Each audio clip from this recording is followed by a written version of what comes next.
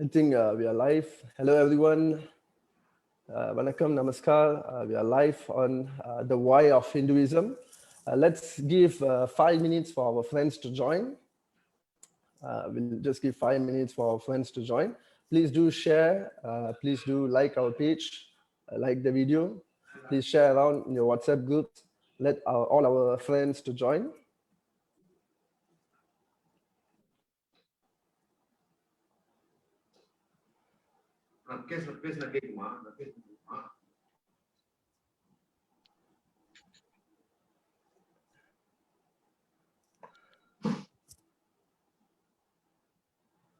Let me share it as well.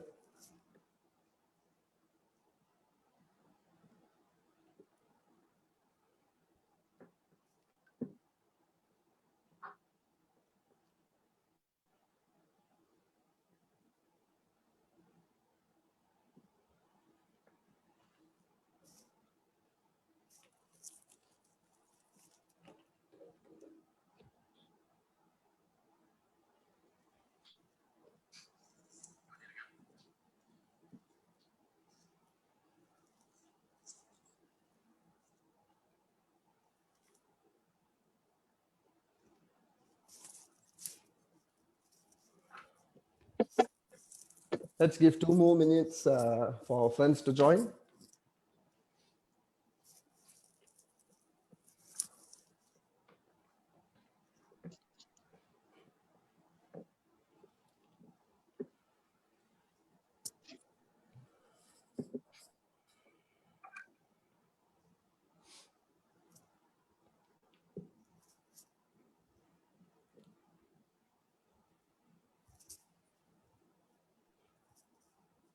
Okay, I think we'll start.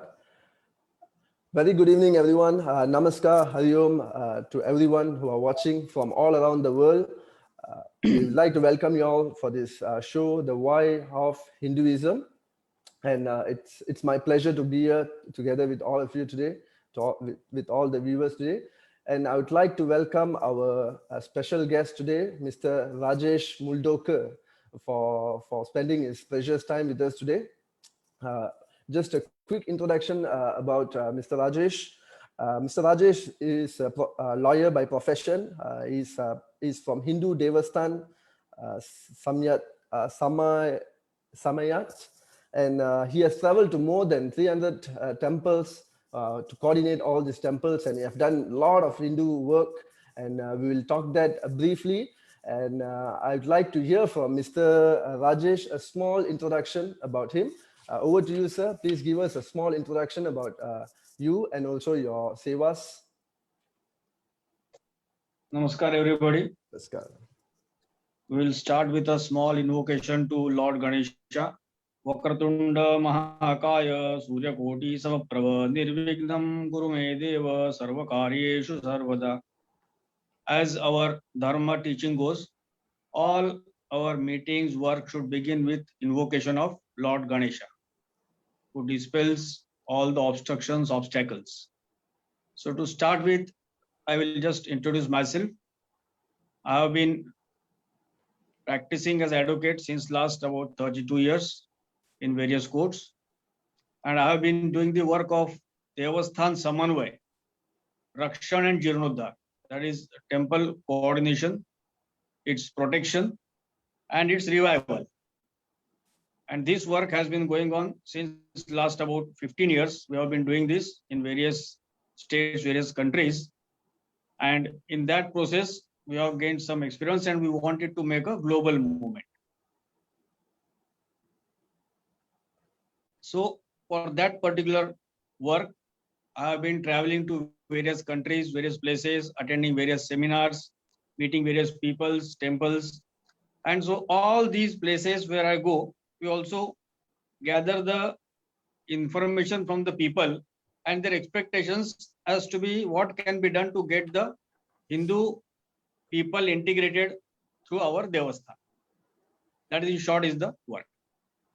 Thank you, Mr. Rajesh. You have been doing a very huge job, and it's a wonderful job. And it's our pleasure to have you here with us today. So without delaying further, let me introduce the topic for the day. So our topic today is Devasthan as Integration Center. So there are a lot of temples around the world, and there are a lot of ancient temples, we'll say rich temples. We formed temples, our ancestors formed temples for various reasons. There are multiple purpose. We used the temple for multiple purpose. In your points, in your point of view, are they still operating in the same ideology which we started in earlier days? So are they still operating in the same for the same purpose today? So that would be my first question to you, sir. Yes. So let us first get to our Devasthan concept. You see, our Devasthan concept is not just a simple place of worship. That is the very first thing we must understand.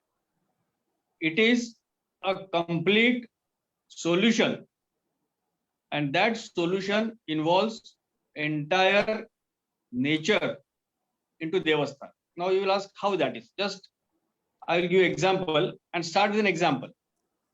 If you visit any ancient temple, you will find its structure has a peculiar character. In that temple, you will find it is either made of stone or made of what you call as lime and bricks. So the construction material used is a natural material. It is purely a natural material. Then in front of the temple, you will always find a water reservoir. Then around the temple, you will find protected grove where trees are grown, medicinal plants, big trees, and all these trees, they are considered sacred and nobody interferes in their growth. Nobody cuts them. When you go inside the Devasthan, you will find our Vigraha of gods, Bhagwan, and various animals you will find inscribed, various animals associated with the considered devatas in the Devasthan. So this entire unit is a complete unit, a family unit, which shows that a human being, in order to sustain, must take along entire environment with him, entire ecological system with him. Nobody can be left out. It gives a lesson into water conservation. It gives a lesson into plant conservation. It gives a lesson into biodiversity. Then it gives a lesson that you have to protect all the species of animals. So when you are talking of relevance of these Devasthan today, they are highly relevant. Not only highly relevant, but ideal solutions. By simply visiting a Devasthan, the entire concept of your nature conservation, biodiversity, and spirituality, all that thing exists together. Nowadays, you must have heard a concept of biodiversity. What is the concept of biodiversity? That you preserve various species. Now, I will give you this simple example has been understood by our ancestors years, ages ago. What is the purpose of sacred grove? In the sacred grove, a human interference is not allowed. So whatever the trees and plants are there, they grow naturally. That means you come to know what type of trees are suitable for the given climate. Secondly, it is a nature's laboratory because there is no human interference. So whatever the mutations are to be there, the nature brings them about. Therefore, all these trees, they get mutated, adapted to the climate as per the nature's wish, as per nature's program by natural laws. Then second aspect, I will give the relevancy part of it. For that, you have to study our Devasthan system and the puja system. People who regularly worship, they know that for each god, we have got a different type of flower. If it is Bhagwan Ganesha, we offer him red flower and also grass, durva, what we call as durva. If it is Bhagwan Shankar, we offer bale, a leaf with 3 lives in that. Then in case of Lakshmi, we have lotus flower. So you'll find that each god is associated with a different type of flower. Then each type of god is given different type of tree. Each god is given a different type of animal, right? From the rat, which you see with the Lord Ganesha. Then even owl. Owl is associated with Lakshmi, Mahalakshmi. You have crocodiles, you have tortoise, you name the animal and it is in the temple. So what we find is that the message given is that this entire universe is one family unit and you have to conserve all these things if you want to live peacefully, in harmony with the nature, properly sustainable life on the earth. The moment you disturb this, entire things are disturbed. So therefore, answer to your question is that the relevance of this Devasthan system is very much there, provided we follow the pattern that has been set in our scriptures. Thank you, sir. That was a very brief explanation. You even answered my next question. So I've been lately I've been hearing a lot about, since we have been talking about ancient temples, old Devasthan.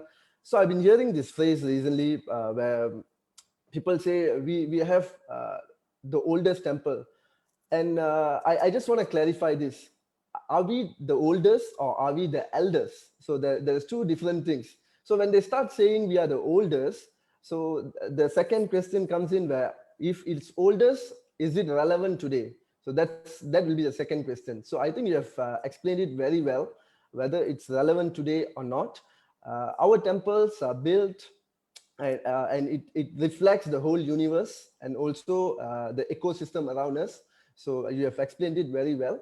So my question again, sir, I want to go precisely on the Devasthan's role, which are they, because since many gurus have talked about it, they say Devasthan, even just now sir mentioned that we have different rituals, a lot of different practices. So as a youngster, a Hindu youngster, I feel our Devasthans are putting more priority for rituals and practices. So what do you think about this, sir? Is it true? Do you agree with me? This will require some explanation about you said the Devasthan being eldest, whatever we are having seen in ancient times, reference to Devasthan. Now you see, in the Vedic period, when the Vedas were there, earlier there was Yajna-shalas. Yajna was performed, but there is no reference of Devasthan. Devasthan came later on when the people found that at one particular place, if people continuously frequent, then their positive energies, they concentrate and gives that place a distinct place in the spiritual world. In the Ramayana, there is a reference of Bhagwan Sri Rama. After coming from Sri Lanka, he established Shivlinga at Rameshwaram. So we can very well start line from that. Since the time of Treta Yuga, we have got reference of Devasthan. So therefore, when we have got this reference of Devasthan since that time, then we can safely say that yes, we have got a history of Devasthan since about 2 yugas previous to Kali Yuga. So that is the Devasthan system. Now the next part, coming to the rituals and other things. Now you see the rituals which have been part of culture. Most of the rituals have grown as a part of culture. The part of worship in that is a smaller one. The greater one part is the celebrations. And that differs from place to place. If you go to Bali, you have got a different festivals. If you go to Bharat, you have got different festivals. Even in the part of Bharat, if you go to different villages, you have got different festivals and other things. And all these rituals, what you call festivals, they are voluntarily taken by the people.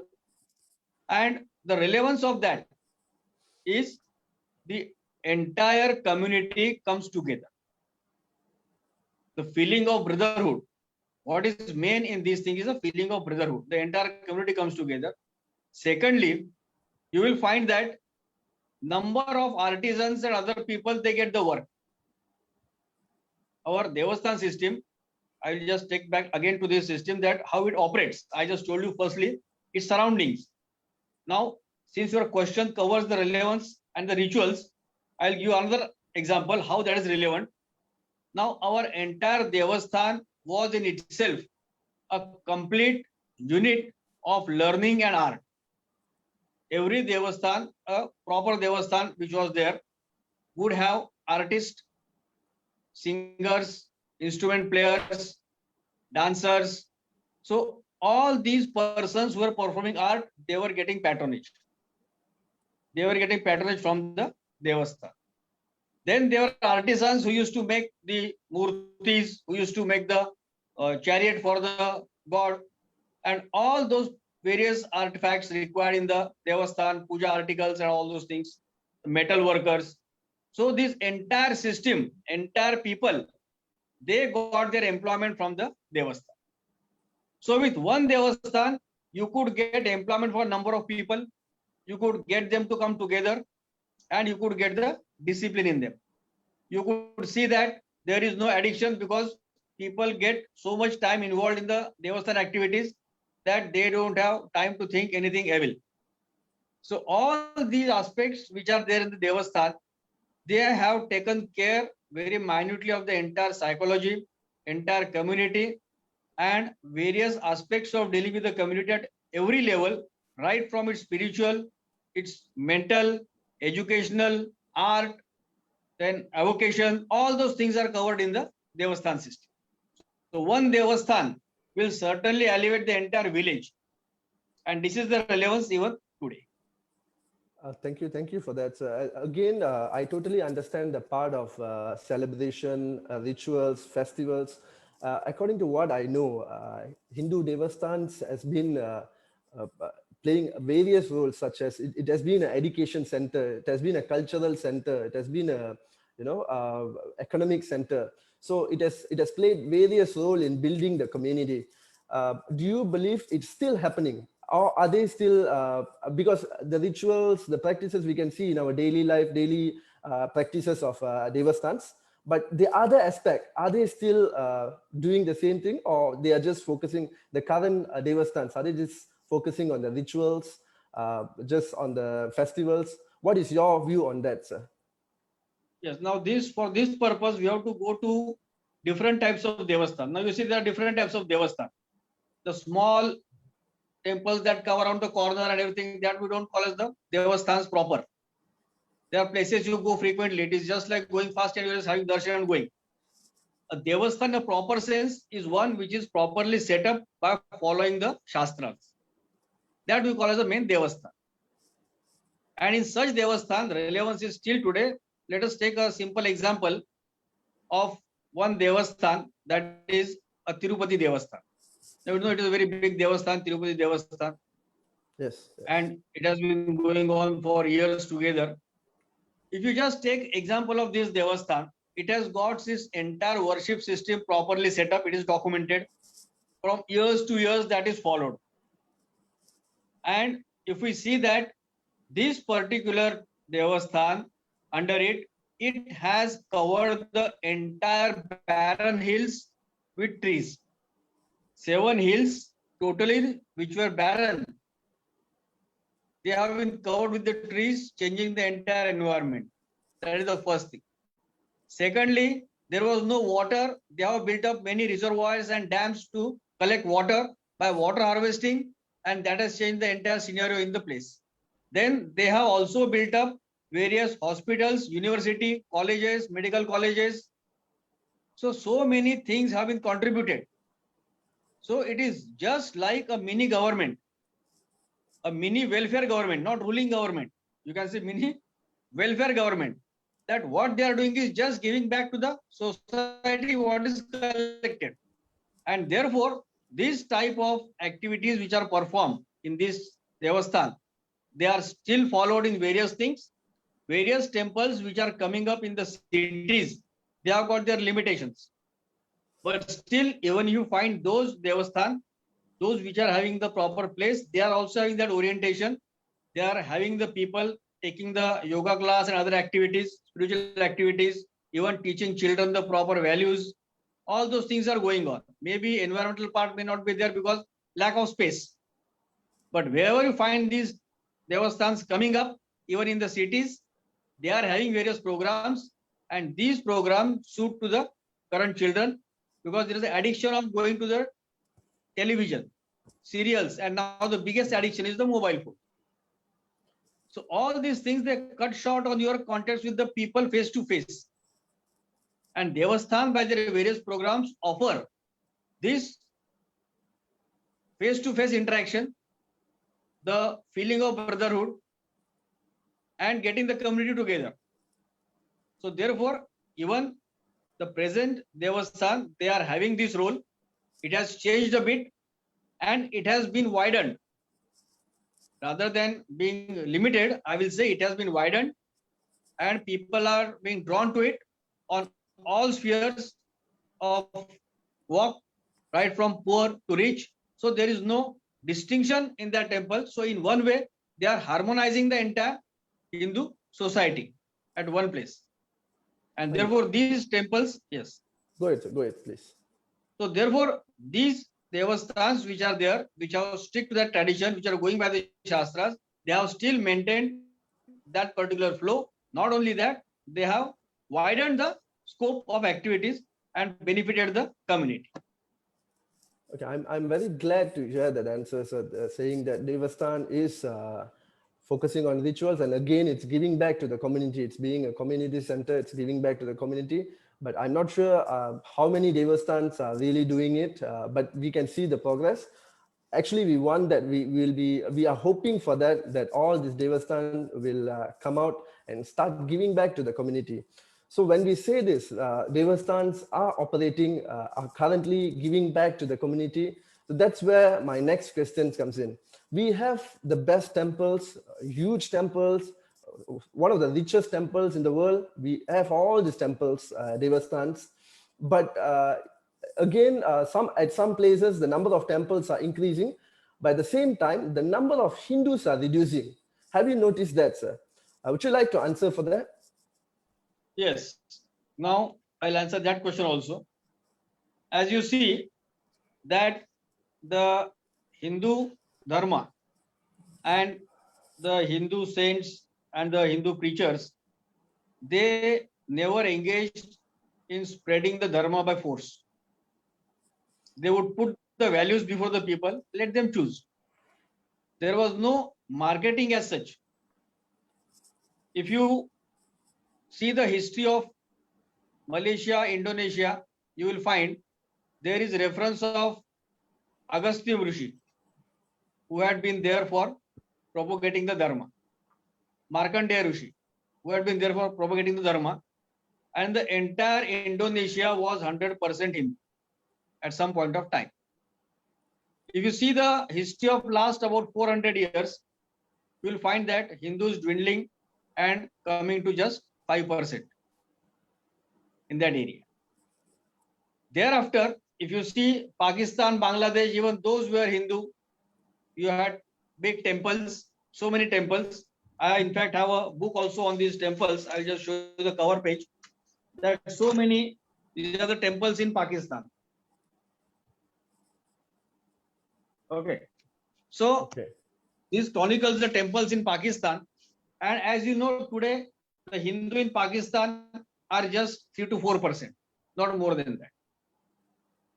So over the period, the question comes to the mind that in spite of so many Devasthan, what happened? That people in that area were reducing and Hindu Dharma was shrinking. That is about these two countries. Coming to the condition of Bharat also. You see here also. Large population was divided, and therefore in 1947 there was creation of Pakistan. East and West Pakistan was the part, then Bangladesh was separated. So here also again Hindu people shrink. Thereafter, even after 1947, coming back to 1989 or so, you find from the Kashmir about 500,000 Hindu families were displaced. This was when Bharat was a Hindu majority country. Nothing happened. These people had to be relocated at different places. They live a very difficult life. This is a position on Kashmir. The same position now we are finding in Kerala, some parts, and we are also finding in Bengal, some parts. And the entire reason for this, I would claim, is that the role of our Devasthan has not been properly recognized and has not been properly implemented in community coordination.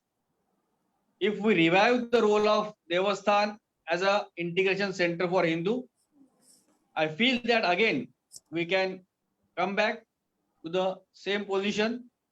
We can get back many people whom we have lost, but there has to be a proper community effort, and that effort has to be through our Devasthan by connecting all Devasthan together.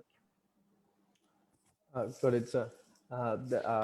Okay, again, we have come to that is the answer I expected as well. So the reduction of the numbers, Hindus numbers. So it's directly, I feel it's directly proportional to the role of Devasthans. So when the Devasthan play a proper role, I think the numbers will increase. But again, I just want to highlight, I picked up a point from your answer earlier. So there's, you said that we Hindus, we don't preach or we don't go and convert people in another way. So I've been hearing this a lot, but is there any way stated that we can't do that?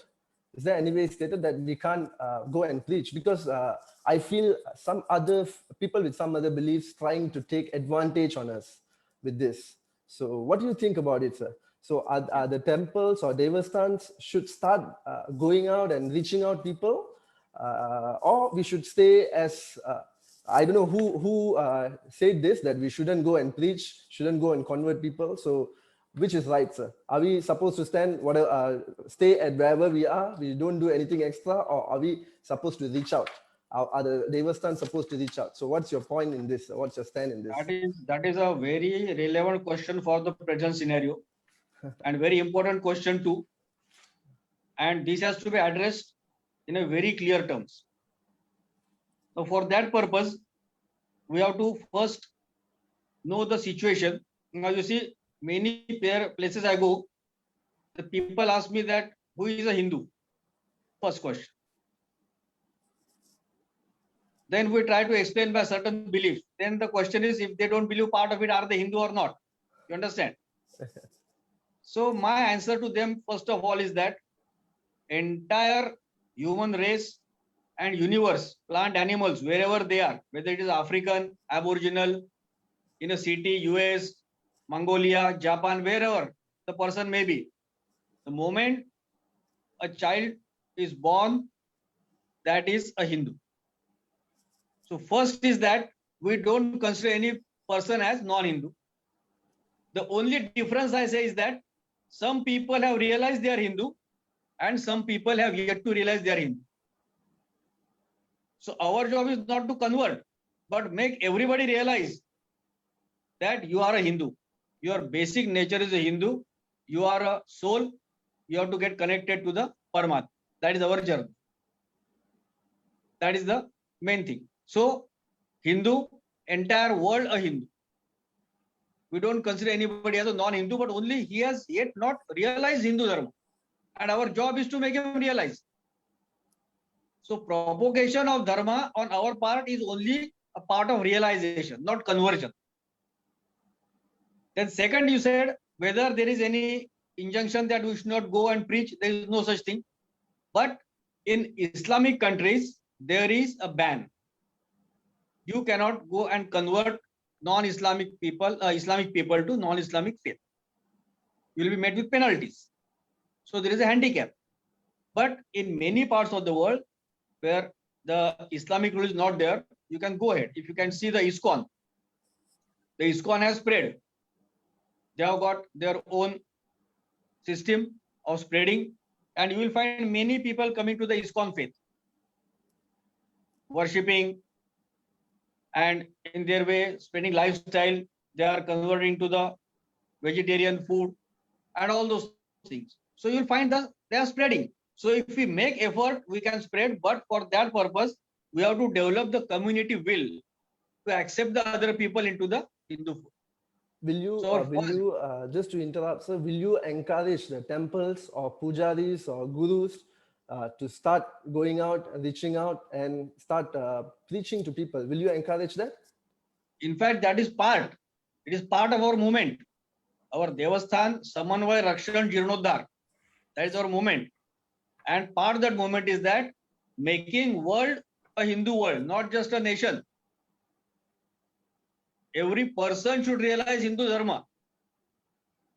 And the moment he realizes Hindu Dharma, he will not go to any other faith. That's the main thing. So we will not only encourage, we will support. And Actually, for that purpose, we would also devise certain ways, certain means, certain programs, how these people can be trained.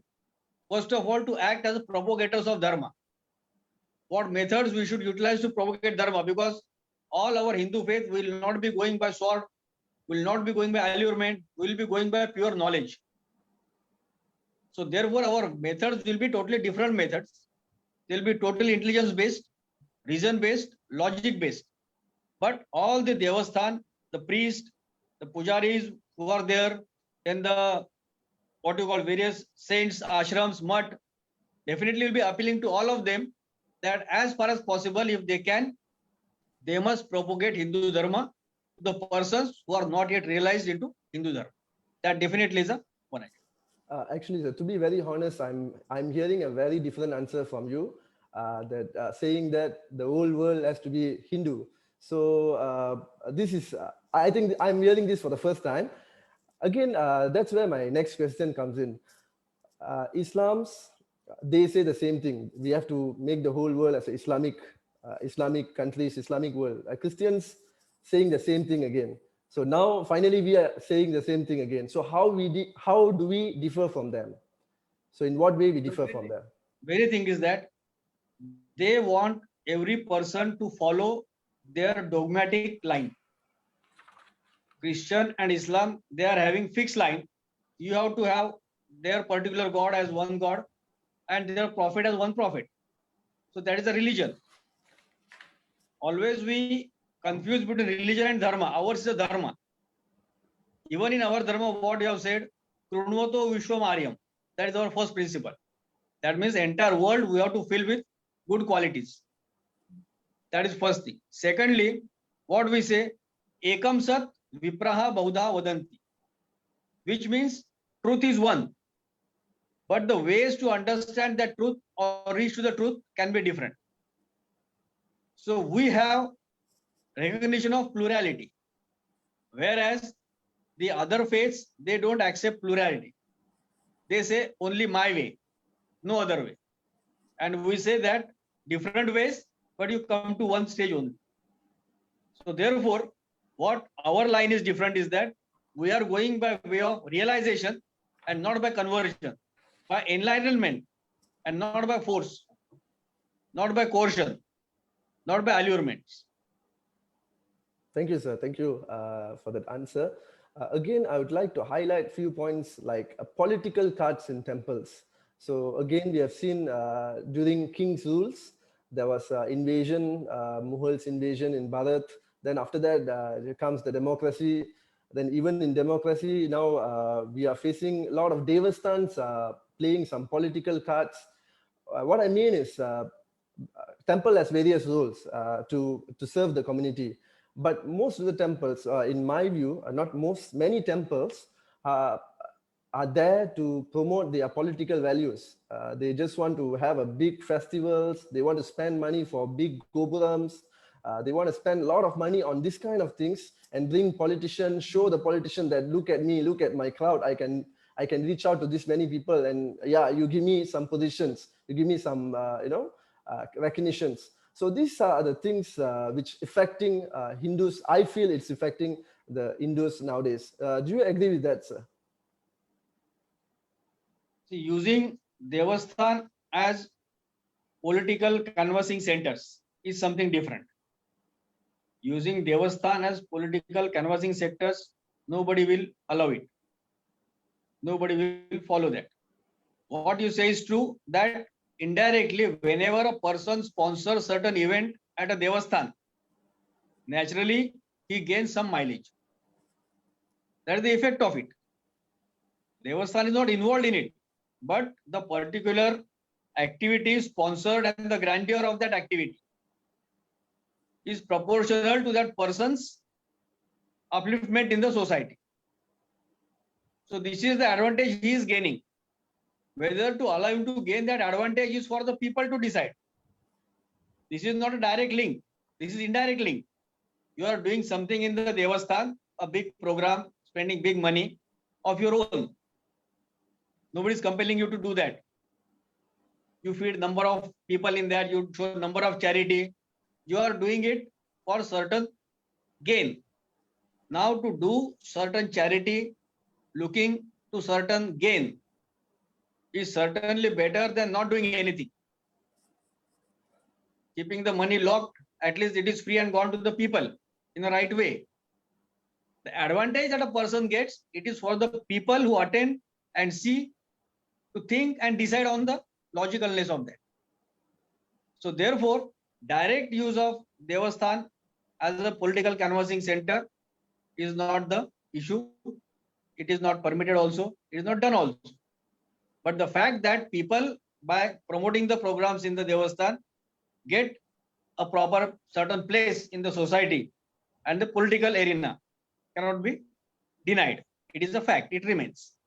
Thank you. Thank you. So why I raised this question, I have a reason for raising these questions. I would like to use this opportunity to use this platform to highlight something going on in Tamil Nadu, which is known as Free Tamil Nadu Temple campaign raised by our Sadhguru. I'm not sure whether you are aware of it or not, but we know what's happening in Tamil Nadu. The temples, I mean, many places, it's happening in many places. The temples' wealth is going to the government. But again, the government, maybe it's not a Hindu government, or it's an atheist government or communist government. In Kerala, it's a communist government. So, so how do you see this? Is it time for us to stand up against this? Yes. First of all, I will answer this question in a little bit background. You see, when the British started ruling India, British people, they had brought a law to control the Devasthan. It was from that time. It is not the new thing. So they had brought it because they were aware that these Devasthans were capable of molding the public belief. So if Devasthan, they mold the public belief and bring the people together, there was a problem to their established rule. So therefore, they had taken control. They had banned all political activities from the Devasthan. Specific law was passed that no Devasthan can be used for any political meetings, any political propaganda, any political talks. Totally banned. But do you find such laws equally applicable to mosques and churches in Bharat, in India? No, definitely not. So when you are targeting only one dharma, there is a discrimination, clear discrimination. The problem here is that our people, Hindu people, are not yet so much organized. They don't have that much management plan yet to take over this Devasthan. Now they have grown so huge. It is just like a small state. If you say Tirupati, this Devasthan, its budget will be like that of a small state. So to take that much management, you require that much preparation. So whether we are prepared for that at present, so we have to first prepare that thing that yes, as we know that when Bhagirath had prayed and brought the Ganges from heaven to earth, they say that yes, I will come to the earth, but with my force, entire earth will go down. Then we know that Bhagwan Shankara took the Ganges in air. Yeah. So whether our Hindu community at entire place is geared up to take this challenge, do they have the capacity, do they have the expertise of taking over this management? That is the thing. Management has to be taken over. There is no doubt about it. But before we take the management, we must have a proper organized body with proper set of rules, with proper trained personnel. And therefore, in one of our projects, I'll just inform that establishing an institute of temple management and architecture. That is also in our proposed plan. I'll complete later. But this Yes, is sir. has to be, we have to be prepared first, then we can take over. Exactly. Taking over of the entire from the government is must. But for that, our preparation is also must. Can I know briefly what are the steps taken till today to make that happen, sir? I believe that there are some works you are doing to make these things work. So can you elaborate a bit more on that? Yes, I'll just tell. Now, you see, we started with one uh, small effort, and that was this was our book. So that is about the Devasthan temple coordination, then protection and revival. And this is not just about the ritual, but we wanted to make this Devasthan as our focus point and integration point of the entire community. This will serve in various ways the entire community, and that will take into its fold the small ones, middle ones, big ones, all the things together.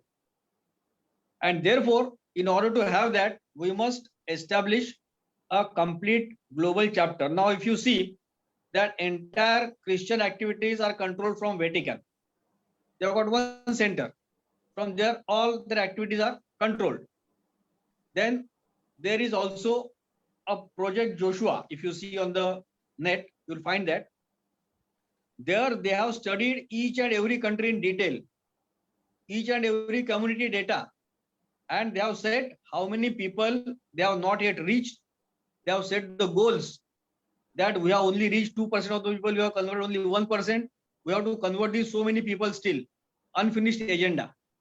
So they are so clear on their agenda. Going ahead. In the same fashion, we have to also get clear on our agenda that all these Devasthan should be together. But for that purpose, what is lacking is the training. So we are trying to build up this training in management. So what we do is that we have started a small website that is Hindu Registry. I'll explain the concept. Now, recently when I had been to the one meeting in Kochi, at that time, in our Hindu seminar, a few girls, they came and they started asked for 15 minutes talk, but they took the entire rest of the session and everybody listened to them. What was the topic? These girls, they were converted by Muslims, and one Arsha Vidya Samaj was organization which brought them back to Hinduism. And they told us what prevailed over them to go into that religion and come back. And one small reference from their book. This is the book. You can see that. All right. Right. So in this book, there is one small paragraph. I'll just tell you about that. The author of the book, when she was a teacher in a school, she said that some Muslim children aged 7 to 8 or 10, they would ask me, teacher, why don't you become Muslim? My father will give you a lot of money. She has written in the book. So can you just imagine a Hindu child asking such a question to a Muslim teacher that why don't you become Hindu? My parents will give you a lot of money. Can you even imagine? I Not don't possible. think so. Yeah, I don't think so. It'll happen. Right. Then she has written further that they told us that in our mosque, we have got our entire community data. We don't distinguish rich and poor. We are all together. Every Friday we come together and pray. After that, we always inquire with the community what are their wants, what are their problems, and we try to solve them. And then they ask her, do you have such system in your Hindu Dharma?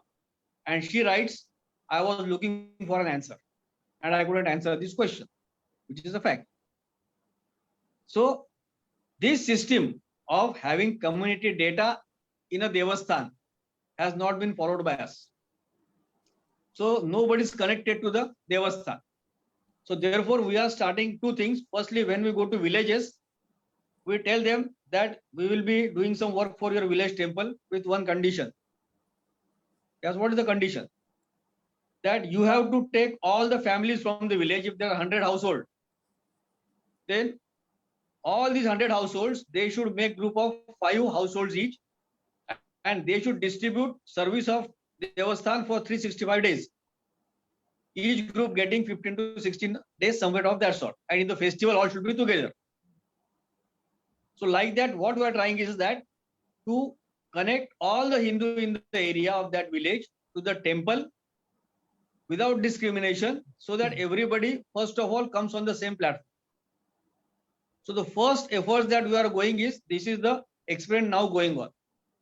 The second experiment we are doing is that connecting one Devasthan from city to one Devasthan from a village.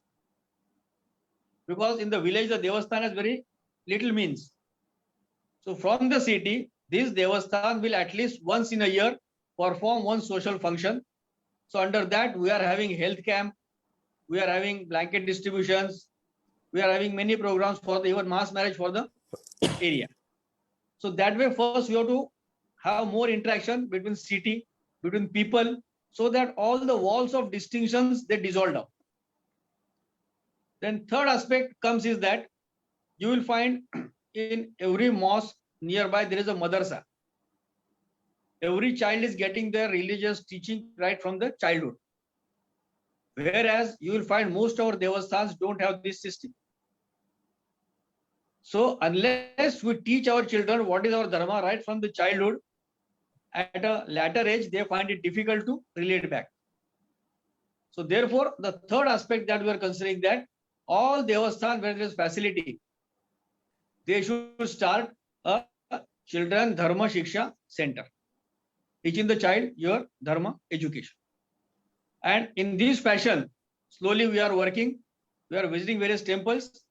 So recently, in one taluka, we visited around 300 temples in a 7-day tour.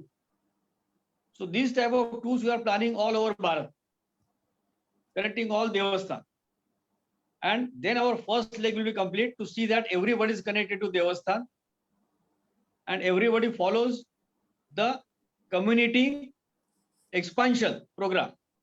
You see, without expansion,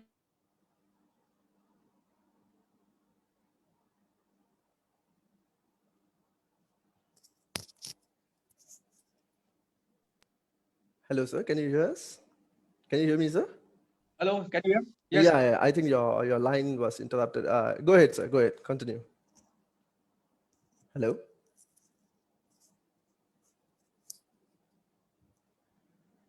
I think he's having some connection issues. Rajesh, sir, I think you're mute. You're on mute.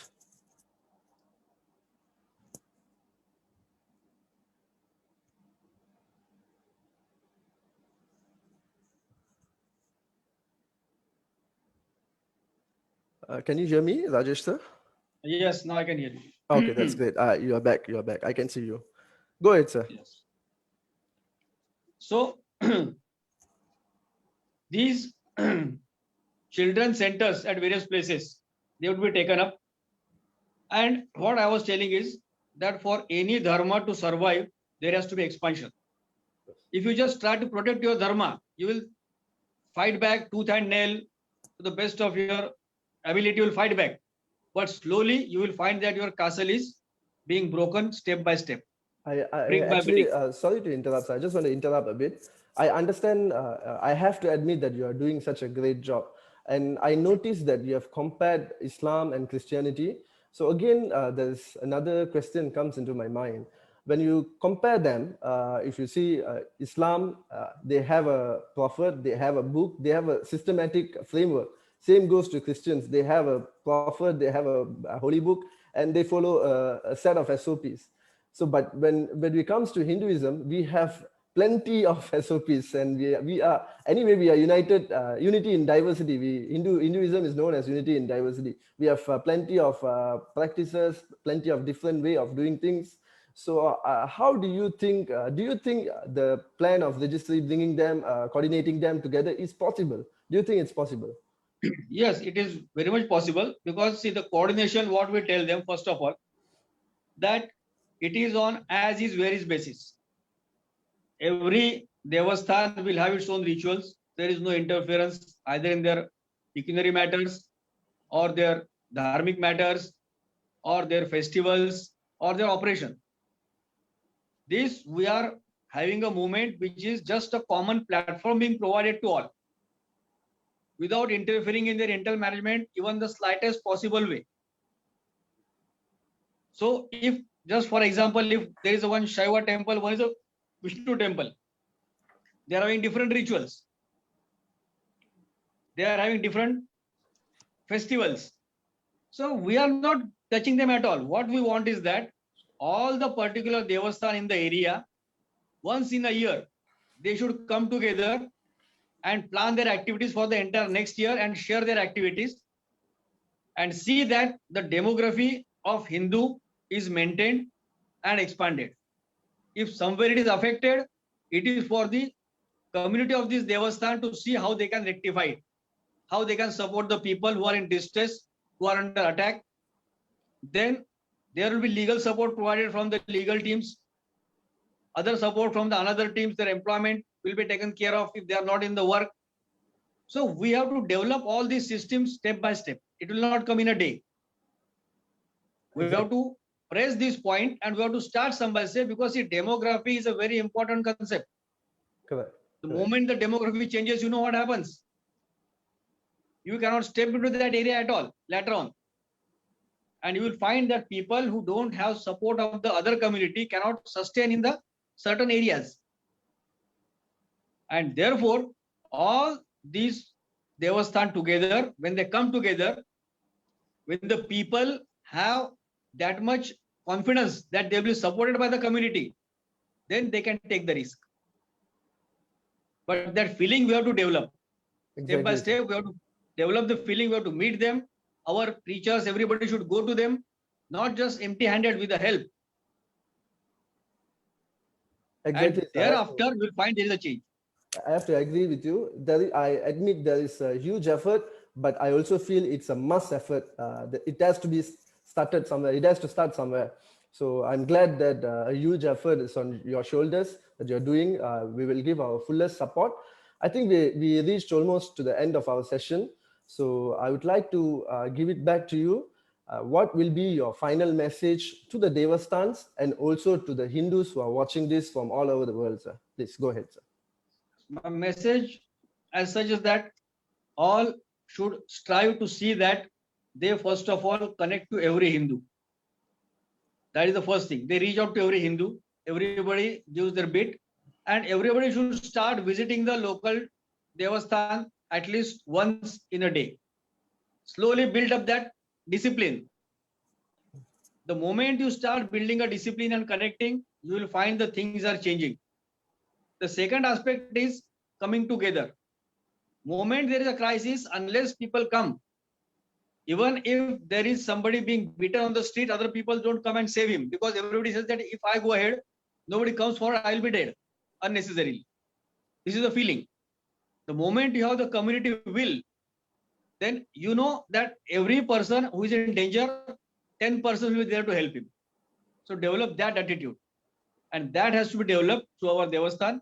So look after our devasthan, see that you protect them, see that you connect to each other, see that you make out proper programs for the people, and see that the poorest of the poor from the Hindu Dharma gets the proper attention, gets the proper teaching in both in your Dharma as well as regular your earning education also. That will be my simple message. Thank you, sir. Thank you. I really wish you all the best for the effort you are taking. From our side, we will give our best to support you, and I seek the support of all the viewers who are watching, who are going to watch this video, this session. Let's give our fullest support to Mr. Rajesh Muldoko on this effort. It's a very much needed effort at right time, current time. So let's give our fullest support to him. Once again, thanks to all of you for joining us tonight. And thanks to Mr. Rajesh Muldoko. Hope to see you again, sir. Thank you very much. Thanks to all the viewers. Namaskar, Hari Om. See you again.